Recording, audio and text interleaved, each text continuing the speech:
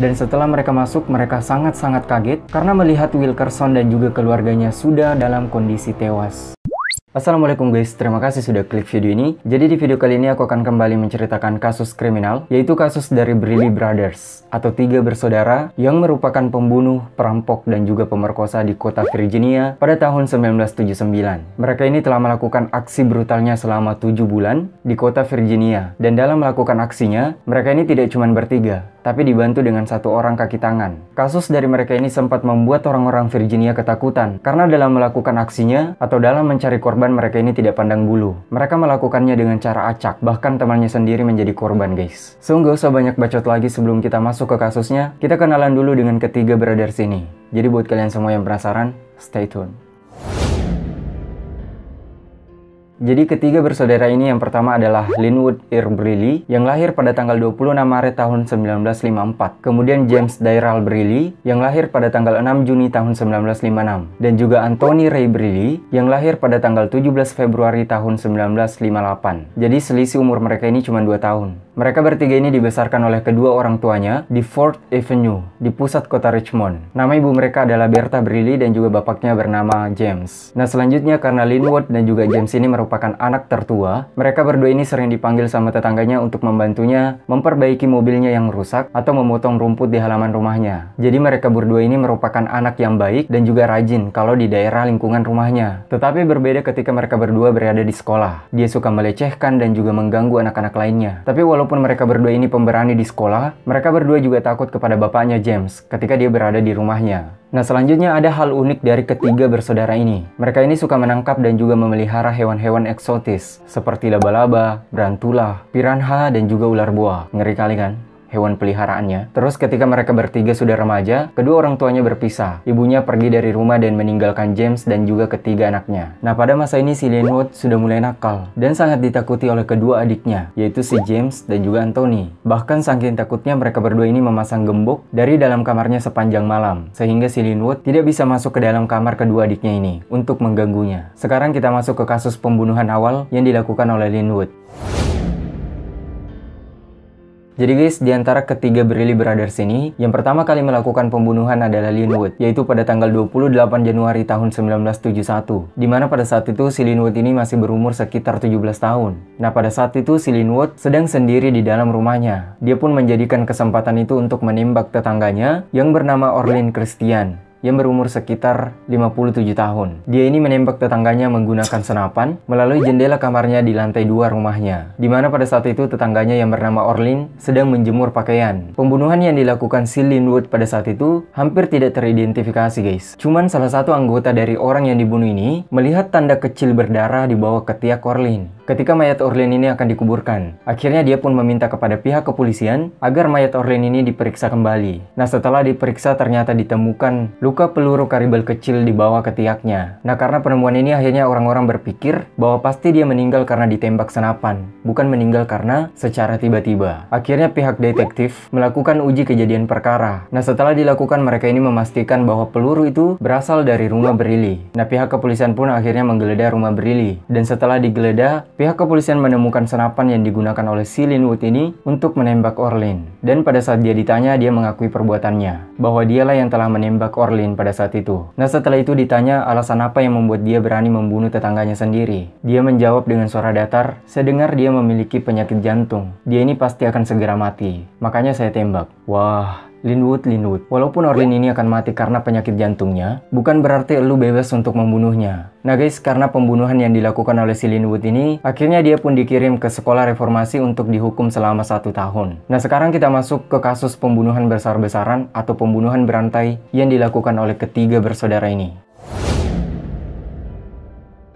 Nah setelah dibebaskan dari sekolah reformasi, si Linwood ini sama sekali tidak sadar guys. Dia tidak bertobat. justru semakin menjadi-jadi. Linwood ini akhirnya mengajak kedua adiknya, Anthony dan James, beserta satu kaki tangannya yang bernama Duncan Eric Nickens, untuk membentuk sebuah geng perampok dan pembunuh berantai di kota kelahirannya. Nah, korban pertama mereka adalah William dan juga Virginia Baker, sepasang suami istri. Serangan pertama mereka dilakukan pada tanggal 12 Maret tahun 1979. Pada saat itu, si Linwood ini mengetuk pintu rumah William yang berada di daerah Henrico County. Setelah dia dibukakan pintu oleh William, dia mengatakan mengatakan bahwa mobilnya sedang rusak dan dia memohon untuk dipinjamkan telepon untuk menelpon temannya. Nah, setelah dipersilahkan masuk oleh William, dia pun langsung menodongkan senjata kepada pasangan suami istri ini. Setelah itu dipanggillah ketiga anggota gengnya yang lain untuk menyandra kedua orang ini. William dan juga Virginia Bakar pun akhirnya diikat dengan tali oleh mereka berempat. Nah, setelah William dan istrinya diikat, mereka berempat pun akhirnya merampok semua barang-barang berharga di dalam rumah William. Nah, setelah mereka melakukan perampokan di rumah William, mereka pun menyiram rumah itu dengan minyak tanah dan kemudian menyalakan api dan kabur. Cuman untungnya guys, karena ikatannya kepada William ini tidak terlalu kuat, akhirnya William berhasil meloloskan diri dan juga menyelamatkan istrinya. Mereka berdua pun akhirnya bisa lolos sebelum rumahnya terbakar di lahap api. Cuman sayangnya kucingnya ikut terpanggang di dalam rumah itu. Dan asal kalian semua tahu, si William dan juga Virginia ini adalah satu-satunya korban dari geng ini yang berhasil selamat dari semua korban-korban kejahatan dari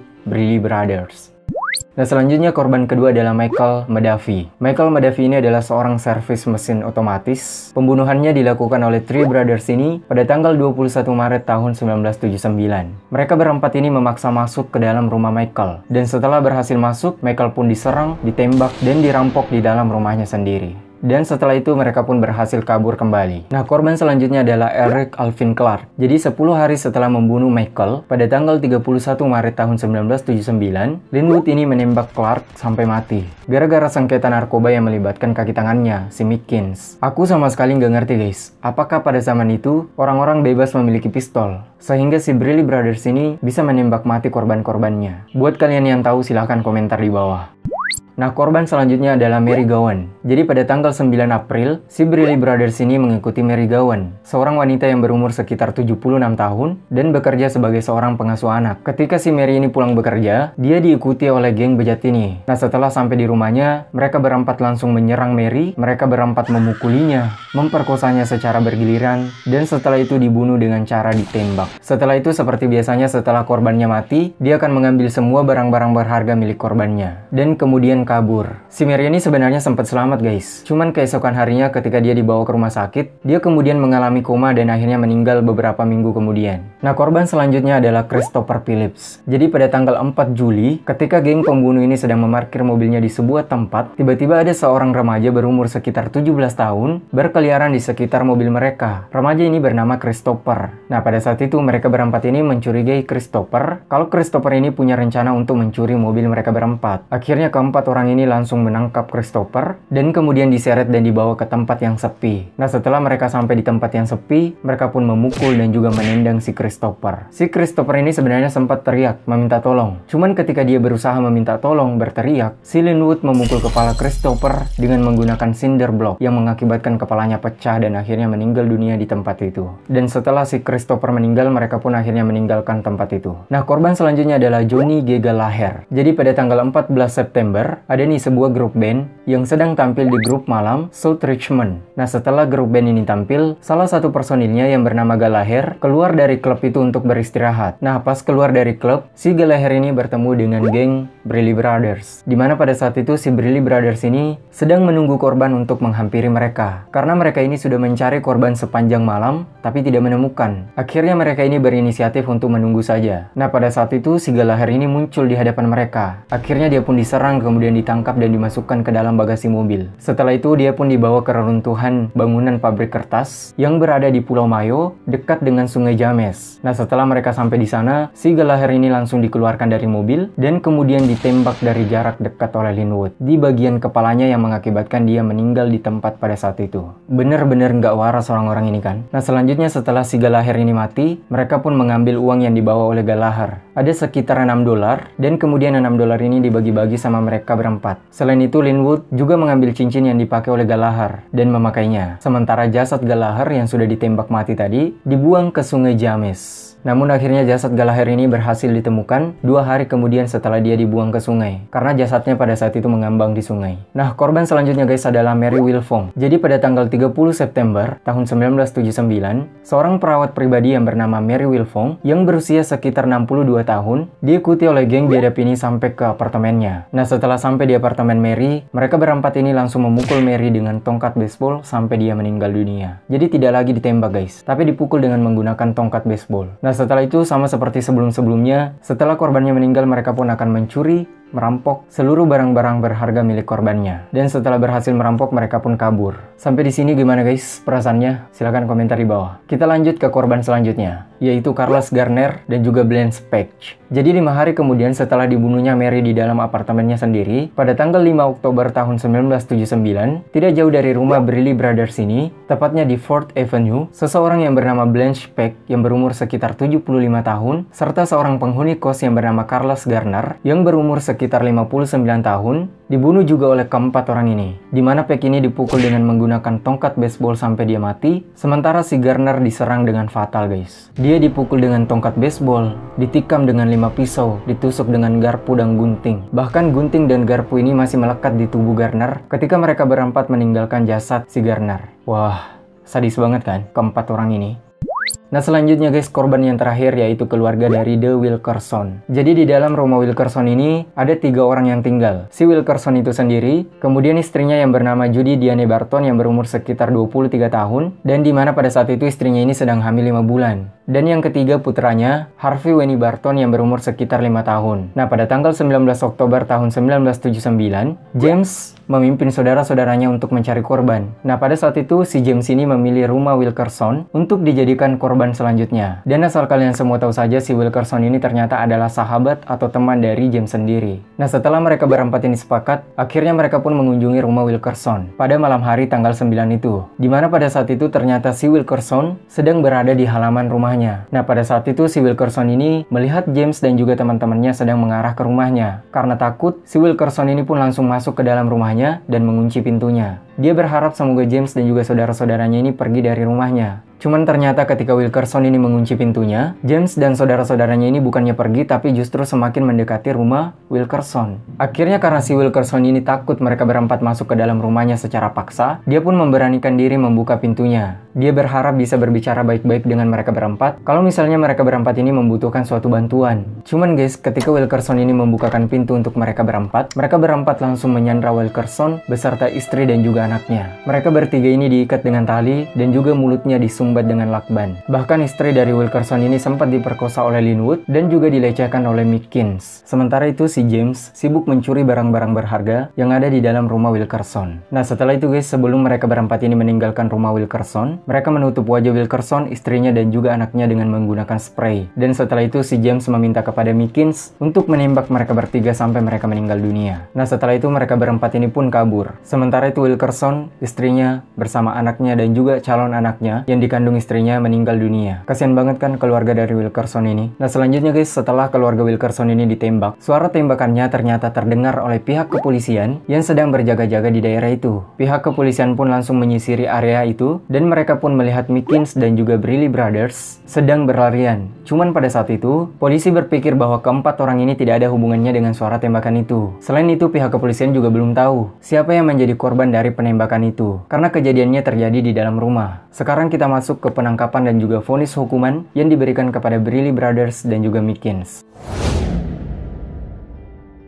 Nah guys, 3 hari kemudian setelah pihak kepolisian mendengarkan suara tembakan itu, mereka kemudian menerima permintaan untuk memeriksa rumah Wilkerson. Ketika mereka sampai di depan rumah Wilkerson, mereka melihat pintu rumahnya agak terbuka. Akhirnya mereka pun langsung masuk ke dalam rumah. Dan setelah mereka masuk, mereka sangat-sangat kaget karena melihat Wilkerson dan juga keluarganya sudah dalam kondisi tewas. Di TKP juga sangat-sangat kacau, sehingga menyulitkan pihak kepolisian menemukan bukti. Tapi pada akhirnya mereka ini menetapkan Brearley Brothers dan juga Mickens sebagai tersangka. Karena pihak kepolisian melihat mereka berempat berlari di area itu pada saat malam terdengarnya suara tembakan. Polisi pun akhirnya langsung membuat surat perintah penangkapan dan langsung mengunjungi rumah Brearley. Brearley Brothers dan juga Mickens pun akhirnya dibawa ke kantor polisi. Setelah mereka berempat ini ditangkap, mereka pun langsung diinterogasi oleh pihak kepolisian. Cuman pada saat diinterogasi, mereka semua tidak ada yang ingin mengaku atas apa yang telah mereka lakukan. Bahkan asal kalian semua tahu, si Linwood justru menunjukkan sikap sombong dan menantang pihak kepolisian. Dia mengatakan kepada pihak kepolisian kalau kalian tidak akan pernah bisa menghukum saya, karena tidak ada sama sekali bukti yang menghubungkan saya dengan para korban-korban yang dituduhkan. Akhirnya guys, pihak kepolisian pun meminta kepada seorang detektif untuk menginterogasi Linwood, karena pihak kepolisian udah menyerah pada saat itu. Dan ternyata detektif ini adalah teman Gallagher, salah satu korban yang telah dibunuh oleh Linwood